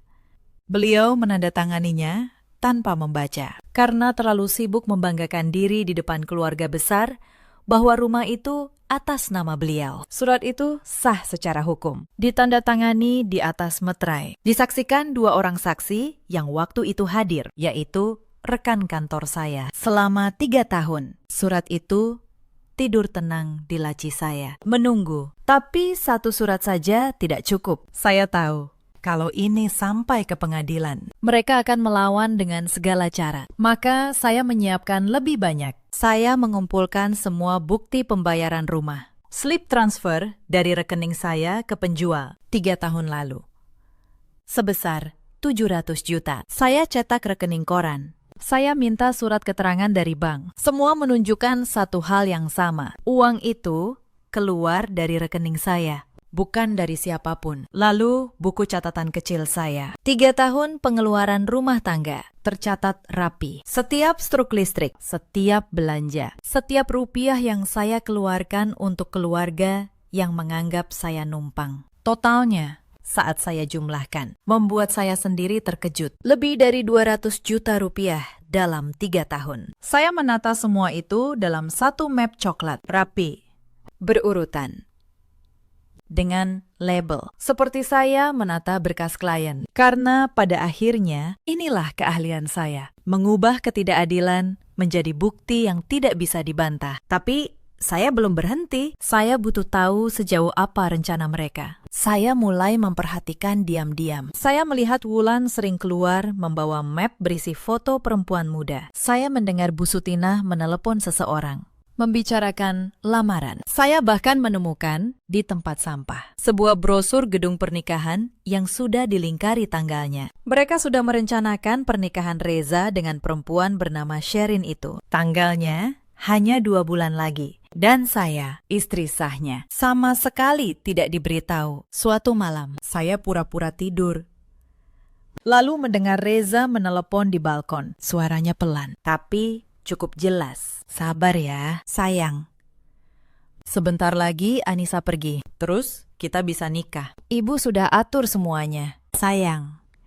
Dia memanggil perempuan lain dengan kata itu. Sementara saya berbaring beberapa meter darinya. Saat itu, perasaan saya benar-benar mati. Tidak ada lagi cinta yang tersisa untuk diselamatkan. Yang ada hanya satu pertanyaan dingin. Bagaimana cara membuat mereka membayar semuanya? Keesokan paginya, saya menemui pengacara yang saya kenal sejak kuliah. Namanya Pak Dharma. Saya bawa seluruh map coklat saya. Saya jelaskan semuanya. Pak Dharma membaca berkas saya satu persatu. Lama beliau diam. Lalu beliau menatap saya dan berkata, Bu Anissa, dengan bukti selengkap ini, posisi ibu sangat kuat. Surat pinjam nama ini saja sudah cukup untuk menarik kembali kepemilikan rumah. Ditambah bukti pembayaran. Tidak ada hakim yang akan menolak. Saya mengangguk pelan. Tapi saya tidak mau buru-buru. Pakistan, saya mau mereka menggali lubang mereka sendiri dulu. Pak Dharma tersenyum tipis. Ibu ini sabarnya menakutkan. Bukan sabar, Pakistan, kata saya. Ini namanya membangun fondasi. Kalau saya bertindak sekarang, mereka akan bilang, saya yang menyerang lebih dulu. Tapi kalau saya menunggu sampai mereka benar-benar mengusir saya di depan saksi, maka merekalah yang menggali kuburannya. Saya hanya perlu memastikan pada hari itu semua dokumen sudah di tangan saya. Pak Dharma mengangguk perlahan. Strategi yang matang. Sebagai pengacara, saya bahkan sedikit ngeri membayangkan jadi lawan ibu. Kami pun menyusun langkah dengan teliti. Diam-diam, kami mulai mengurus proses balik nama rumah. Dari Bu Sutinah, kembali ke nama saya. Berdasarkan surat pinjam nama itu. Karena dokumennya lengkap dan sah. Prosesnya berjalan lancar, tanpa perlu sepengetahuan keluarga Reza. Selama proses itu berjalan, di rumah saya tetap diam, tetap menunduk, tetap dihina. Bu Sutinah makin terang-terangan. Suatu hari, beliau bahkan berkata, Anissa, sebaiknya kamu mulai cari kontrakan. Rumah ini sebentar lagi akan ramai. Kamu tahu sendiri, kan? Iya. Bu, jawab saya. Saya mengerti. Beliau tersenyum puas. Mengira saya sudah pasrah. Beliau tidak tahu. Di kantor pertanahan, dokumen kepemilikan rumah ini sedang berpindah ke tangan saya. Wulan pun makin berani. Dia mulai memindahkan barang-barang saya ke gudang. Biar nanti gampang kalau Mbak pindah, katanya sambil tersenyum manis. Saya hanya membiarkannya. Setiap barang yang dia singkirkan, saya catat. Karena nanti saya yang akan menentukan siapa yang tinggal dan siapa yang pergi. Selama proses balik nama berjalan diam-diam, tekanan di rumah justru naik ke puncaknya. Mereka mulai bertindak seolah saya sudah tidak ada. Suatu sore, saya pulang dan menemukan Sherin sedang duduk di ruang tamu, mengobrol akrab dengan Bu Sutina dan Wulan. Perempuan itu menatap saya dari ujung kaki sampai kepala, lalu tersenyum miring. "Jadi ini istri lama Mas Reza," katanya. Seolah saya sebuah barang bekas. "Pantas saja Mas Reza bosan." Bu Sutina tertawa. "Sudah, Anissa. Buatkan teh untuk tamu kita. Anggap saja kamu pembantu di sini. Supaya kamu terbiasa nanti." Tangan saya mengepal di balik tas. Tapi saya menahan diri. Saya masuk ke dapur, membuat teh, dan menyajikannya pada perempuan yang akan menggantikan saya. Sambil meletakkan cangkir, saya berkata pelan, "Selamat menikmati." Mereka tidak tahu di kantor pertanahan dokumen rumah ini sudah hampir berpindah ke nama saya. Mereka sedang tertawa di atas tanah yang sebentar lagi bukan milik mereka. Beberapa hari kemudian, ada acara keluarga besar di rumah. Banyak kerabat Reza datang. Di tengah keramaian, Bu Sutina sengaja mengangkat suaranya supaya semua orang mendengar. "Kalian tahu, kan, kenapa Reza mau menikah lagi? Karena Anissa ini mandul, 3 tahun. Perutnya kosong terus. Perempuan seperti ini memang tidak pantas jadi istri." Seluruh ruangan menatap saya. Ada yang berbisik, ada yang menggeleng iba, ada yang tersenyum mengejek. Saya berdiri di tengah-tengah mereka, dipermalukan tentang hal paling pribadi dalam hidup saya di depan orang banyak. Padahal saya tahu, kami belum pernah memeriksakan diri ke dokter. Bu Sutina hanya butuh alasan untuk membuang saya. Saya tidak membela diri, saya hanya menundukkan kepala dan membiarkan mereka merasa menang. Tapi di dalam hati, saya menghitung hari, karena saya tahu mereka yang tertawa paling keras hari ini akan menjadi yang paling terdiam nanti. Malam itu, setelah semua tamu pulang, saya duduk sendirian di kamar kecil. Saya membuka map coklat saya dan menatap setiap berkas yang sudah saya kumpulkan. Sertifikat yang sebentar lagi atas nama saya, surat pinjam nama, bukti pembayaran, catatan pengeluaran, foto pipi yang membekas, daftar perhiasan yang dijual, bukti perselingkuhan. Semuanya rapi, lengkap, tak terbantahkan. Saya menutup map itu pelan dan berbisik pada diri sendiri. Sebentar lagi, semuanya akan selesai. 3 minggu sebelum malam ulang tahun saya, surat balik nama itu selesai. Sertifikat rumah di Bintaro, kini resmi atas nama saya, Anissa. Saya menyimpannya di laci kantor, di dalam map coklat yang sama. Tidak ada satupun dari mereka yang tahu. Lalu, 2 minggu sebelumnya, saya menyiapkan langkah berikutnya. Saya mengumpulkan bukti perselingkuhan Reza. Tangkapan layar percakapannya dengan Sherin yang tidak sengaja saya lihat. Foto mereka berdua di sebuah kafe yang dikirim teman saya. Brosur pernikahan dengan tanggal yang dilingkari. Semua saya tata dalam map terpisah. Saya juga menemui Pak Dharma sekali lagi. Kali ini untuk menyiapkan gugatan cerai dengan tuntutan yang sudah saya hitung matang. Bukan karena saya butuh uang, Reza, tapi karena saya ingin keadilan ditegakkan, hitam di atas putih. Dan saya menyiapkan satu kejutan terakhir, sesuatu yang akan saya keluarkan tepat di saat mereka merasa paling menang. Saya tidak akan menceritakannya sekarang, tapi malam itu sudah dekat. Malam ketika semua kerja keras saya selama berbulan-bulan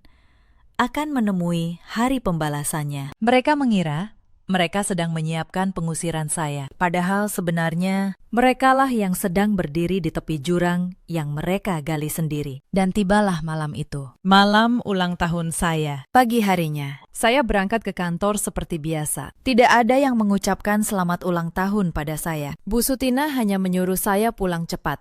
Ada acara penting malam ini. Saya tahu acara apa itu, tapi saya pura-pura tidak tahu. Di kantor, saya menyelesaikan pekerjaan saya dengan tenang. Lalu saya mengambil map coklat dari laci. Map yang berisi sertifikat rumah atas nama saya, surat pinjam nama, bukti pembayaran, catatan pengeluaran, dan bukti perselingkuhan Reza. 3 tahun kesabaran terkumpul dalam satu map. Saya juga menghubungi Pak Dharma, Pakistan, malam ini. Tolong siapkan tim dan datang ke alamat rumah saya pukul 8. Siap. Bu Anissa, jawab beliau. Saya dan 2 saksi akan ke sana. Hujan turun gerimis ketika saya berkendara pulang. Map coklat itu ada di kursi sebelah saya. Hati saya tenang, setenang permukaan air sebelum badai. Saya tiba di rumah pukul 7:30. Dan benar saja, sepasang sepatu hak merah sudah tergeletak di teras. Saya menarik napas dalam, lalu masuk. Di ruang tengah, semuanya sudah berkumpul, seperti pertunjukan yang sudah diatur. Perempuan bernama Sherin itu duduk di sofa saya, mengenakan gaun mahal, menyilangkan kakinya dengan angkuh. Bu Sutina berdiri di sampingnya dengan senyum kemenangan. Wulan bersandar di dinding, lengannya terlipat. Dan Reza, suami saya, duduk di kursi, menatap lantai. Akhirnya kamu pulang juga, kata Bu Sutina. Duduk. Ada yang harus kita bicarakan. Saya tidak duduk, saya berdiri, memegang map coklat saya. Silakan, Bu. Saya dengarkan. Bu Sutina menunjuk Sherin. Ini Sherin.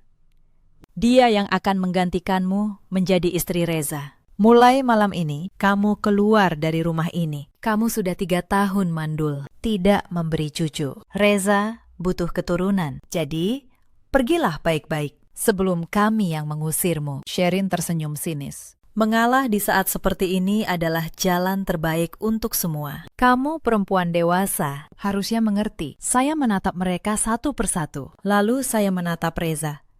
Reza, ini yang kamu mau. Reza tidak mengangkat kepalanya. Suaranya nyaris berbisik. Maaf, Nisa, tapi memang lebih baik begini. Saya tersenyum.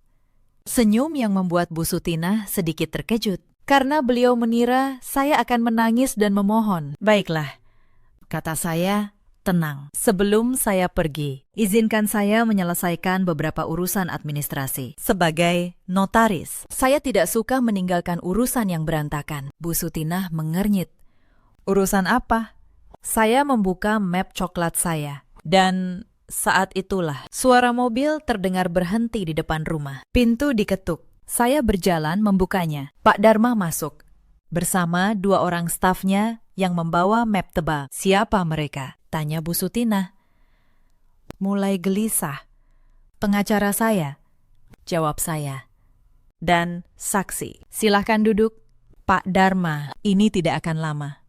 Ruangan yang tadi penuh senyum kemenangan, kini mulai dipenuhi kebingungan. Saya mengambil lembar pertama dari map saya, dan saya mulai bicara. Bu Sutina, kata saya. Suara saya tenang dan jelas. Ibu menyuruh saya keluar dari rumah ini. Saya hanya ingin memastikan satu hal dulu. Rumah ini, menurut ibu, milik siapa? Bu Sutina mengangkat dagunya. Tentu saja milik ibu. Sertifikatnya atas nama ibu. Semua orang tahu itu. Benar, kata saya. Dulu memang begitu. Saya meletakkan selembar kertas di meja. Ini sertifikat rumah ini. Tolong ibu baca. Nama siapa yang tertera sebagai pemilik sekarang? Bu Sutina meraih kertas itu dengan tangan gemetar. Matanya membaca, lalu wajahnya berubah pucat. Ini palsu. Nama kamu. Bagaimana bisa? Tidak palsu, Bu, jawab saya. Saya meletakkan lembar kedua. Ini surat perjanjian pinjam nama, ditandatangani ibu sendiri 3 tahun lalu, di atas meterai. Disaksikan 2 orang.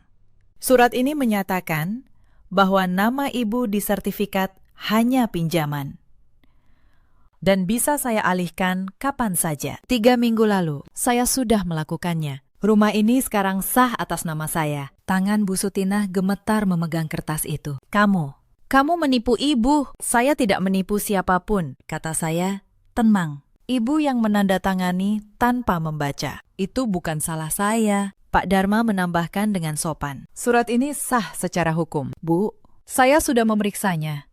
Tidak ada celah. Saya meletakkan lembar ketiga. Dan ini, bukti pembayaran rumah ini 3 tahun lalu. 700 juta rupiah dari rekening saya. Reza hanya menambah 200 juta dari pinjaman. Artinya, hampir seluruh rumah ini saya yang membayar. Sejak awal, ini rumah saya, ruangan hening. Sherin yang tadi menyilangkan kaki dengan angkuh, kini duduk kaku. Senyum sinisnya hilang. Wulan yang bersandar di dinding, berdiri tegak dengan wajah panik. Mas Reza, kata Sherin dengan suara bergetar. Ini bagaimana? Katanya rumah ini punya keluargamu. Reza tidak bisa menjawab. Wajahnya pucat seperti kertas. Saya belum selesai. Saya meletakkan map kedua di meja. Sekarang, urusan kedua, pernikahan. Saya menatap Reza. Reza, kamu berniat menikahi Sherin 2 bulan lagi di gedung yang sudah kamu pesan. Sementara kamu masih suami sah saya. Ini namanya rencana perzinahan dan poligami tanpa izin istri. Melanggar hukum. Saya mengeluarkan tangkapan layar, foto, dan brosur pernikahan. Saya letakkan satu persatu. Semua sudah saya kumpulkan, lengkap dengan tanggal dan bukti. Reza berdiri panik. Nisa, tunggu. Kita bisa bicara baik-baik. Sudah terlambat untuk bicara baik-baik, kata saya. Kalian sudah memilih kata-kata. Saya memilih dokumen. Dan dokumen selalu menang. Saya menyerahkan satu map terakhir pada Pak Dharma. Pakistan, tolong serahkan. Pak Dharma berdiri dan meletakkan amplop resmi di meja di depan Reza. Ini surat gugatan cerai dari klien saya, Ibu Anissa, beserta tuntutan ganti rugi atas pengeluaran rumah tangga selama 3 tahun, yang seluruhnya ditanggung beliau. Totalnya tercantum di dalam, lebih dari 200 juta rupiah. Reza membuka amplop itu dengan tangan gemetar, membaca, lalu terduduk lemas di kursi. Bu Sutinah bangkit, wajahnya merah padam. Kamu tidak bisa melakukan ini. Kami keluarga Reza, kamu cuma menantu, Bu. Masih ada satu hal lagi, kata saya. Sebelum beliau sempat melanjutkan, saya mengeluarkan sebuah foto dari map. Foto pipi saya yang membekas merah, lengkap dengan tanggalnya. Ini bukti saat Reza menampar saya, karena saya menolak menyerahkan gaji. Kekerasan dalam rumah tangga adalah pidana. Bu, saya simpan ini bukan untuk balas memukul, tapi supaya semua orang tahu, jenis keluarga apa ini sebenarnya? Reza menutup wajahnya dengan kedua tangan. Bu Sutinah terduduk, kehilangan kata-kata. Lalu, saya keluarkan lembar terakhir, mutasi rekening. Dan ini, bukti saat Reza mengambil 80 juta dari tabungan kami untuk membayar utang Wulan tanpa izin saya. Ditambah 30 juta dari perhiasan ibu saya yang ibu jual diam-diam. Semua tercatat, semua bisa dituntut. Wulan yang sedari tadi diam, tiba-tiba berlutut. Mbak Anissa, ampun. Wulan akan kembalikan semuanya. Tolong jangan bawa ini ke pengadilan. Saya menatap Bu Sutinah dengan tenang. Bu, selama 3 tahun, Ibu bilang saya cuma numpang. Saya cuma menantu yang tidak punya hak. Sekarang, izinkan saya mengoreksi. Rumah ini milik saya. Maka, mulai malam ini, justru Ibu, Wulan, dan Reza yang harus keluar dari rumah saya. Apa? Bu Sutinah hampir terjatuh. Kamu mengusir kami. Saya memberi waktu sampai akhir pekan ini, kata saya, untuk berkemas dan pindah sebagai bentuk kemanusiaan. Karena saya bukan orang yang sekejam kalian. Sherin meraih tasnya, berdiri terburu-buru. Saya pulang. Saya tidak mau terlibat masalah ini. Mas Reza, ternyata kamu tidak punya apa-apa. Perempuan bersepatu merah itu pergi tanpa menoleh, meninggalkan Reza yang terduduk hancur. Rencana pernikahan mereka berantakan, bahkan sebelum dimulai. Wulan mendekati saya dengan wajah memelas. Suaranya tiba-tiba manis. Mbak Anissa, maafkan Wulan. Wulan cuma menuruti ibu. Tolong jangan usir kami. Saya menatap adik ipar yang selama ini menusuk saya dari belakang. Wulan, kamu yang membisikkan agar saya diganti. Kamu yang memindahkan barang saya ke gudang. Saya mencatat semuanya. Sekarang, silakan ambil barangmu dari gudang dan pergi. Wulan terdiam. Tidak bisa berkata apa-apa. Malam itu, di ruang tengah yang sama, takdir telah berbalik sepenuhnya. Mereka yang tadi tersenyum penuh kemenangan kini duduk hancur. Dan saya, perempuan yang mereka kira lemah, berdiri tegak di rumah saya sendiri. Akhir pekan itu, mereka pergi. Bu Sutina pindah ke rumah kontrakan kecil di pinggiran Jakarta, dibantu Reza dengan sisa uangnya yang menipis. Beliau yang dulu begitu bangga tinggal di rumah 2 lantai, kini harus berdesakan di petak sempit. Saya dengar, beliau sering menangis, menyesali sikapnya. Tapi penyesalan datang terlambat, seperti biasa. Wulan kembali menumpang di rumah kerabatnya, berpindah dari satu tempat ke tempat lain. Tidak ada lagi rumah nyaman untuk diaturnya, seolah miliknya sendiri. Reza kehilangan segalanya, istri, rumah, dan calon istri barunya. Gugatan cerai berjalan, dan pengadilan mengabulkan tuntutan saya. Reza harus membayar ganti rugi 200 juta lebih. Dicicil dari gajinya yang pas-pasan. Sherin, perempuan yang katanya akan menjamin hidupnya, menghilang begitu tahu Reza tidak punya apa-apa. Beberapa bulan kemudian, Reza pernah datang ke rumah, mengetuk pintu dengan wajah letih. Saya dengar kabar sejak kehilangan rumah, hidupnya berantakan. Pekerjaannya terganggu karena malu, dan cicilan ganti rugi membuatnya nyaris tak bersisa. Nisa, aku menyesal. Aku salah. Bisakah kita mulai lagi? Saya menatapnya dari balik pintu yang hanya terbuka sedikit. Reza, kamu memilih ibumu dan perempuan lain di atas istri yang membayar atap di atas kepalamu. Kamu menyebut saya numpang di rumah saya sendiri. Tidak ada yang bisa dimulai lagi. Saya menutup pintu pelan.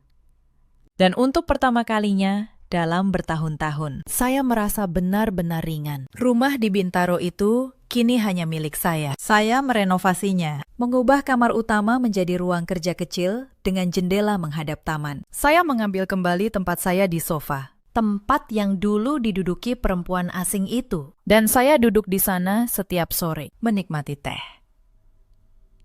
Dalam keheningan yang akhirnya menjadi milik saya. Karir saya pun menanjak. Kasus yang saya tangani makin besar. Nama saya makin dikenal. Ternyata, ketika tidak ada lagi yang menyeret saya ke bawah, saya bisa terbang jauh lebih tinggi dari yang saya kira. Suatu sore, saya kembali ke ruang kerja saya dan menulis di buku harian. Saya menulis tanggalnya. Lalu, satu kalimat. Catatan mengalahkan kata-kata. Aturan mengalahkan gengsi. Yang asli pada akhirnya pasti akan bersinar. Saya meletakkan pena dan menatap keluar jendela. Sungai di kejauhan mengalir tenang. Masa lalu telah mengalir bersamanya, seperti air. Yang tersisa hanyalah hari esok yang baru dan kemenangan yang sunyi. Itu sudah cukup bagi saya. Cerita malam ini sampai di sini, sahabat. Cerita ini mengajarkan kita beberapa hal. Jangan pernah menilai seseorang hanya dari diamnya. Kadang, orang yang paling tenang adalah orang yang paling siap. Dan jangan pernah meletakkan hidupmu sepenuhnya di tangan orang lain. Yang tertulis hitam di atas putih akan selalu lebih kuat daripada janji yang diucapkan. Di luar sana, ada banyak perempuan yang seperti Anissa dulu. Perempuan yang membayar segalanya, namun diperlakukan seolah tidak berarti. Perempuan yang menelan hinaan demi menjaga keutuhan rumah tangga, sampai lupa menjaga dirinya sendiri. Mereka mengira diam adalah bentuk cinta. Padahal kadang diam hanya membuat orang lain semakin berani melukai. Jika kamu salah satunya, ingatlah, nilaimu tidak ditentukan oleh orang yang merendahkanmu. Ada juga banyak suami seperti Reza, laki-laki yang memilih diam saat seharusnya membela, yang menukar istri yang setia demi gengsi dan tekanan keluarga. Mereka sering baru menyadari nilai sesuatu setelah kehilangannya. Dan ada pula para ibu mertua yang lupa bahwa menantu juga manusia yang punya harga diri dan punya hak, yang mengira kekuasaan di rumah tangga bisa dipegang selamanya tanpa pernah membaca apa yang sudah ditandatanganinya sendiri dalam hidup. Kita selalu punya pilihan. Kita bisa memilih menjadi korban selamanya atau bangkit dengan cara yang bermartabat. Anissa memilih bangkit, bukan dengan teriakan, tapi dengan bukti. Bagi kalian yang mungkin sedang mengalami perlakuan tidak adil di suatu tempat hari ini, semoga kisah ini menjadi sedikit penghiburan. Nilai kalian ditentukan oleh diri kalian sendiri. Tidak ada yang berhak menghakimi kalian dengan sembarangan. Ceritakan kisah kalian di kolom komentar. Jika cerita ini menyentuh hati kalian, tekan tombol subscribe dan nyalakan notifikasi, supaya kita bisa bertemu lagi di kisah berikutnya. Terima kasih sudah menemani sampai akhir, sahabat. Sampai jumpa di kisah berikutnya.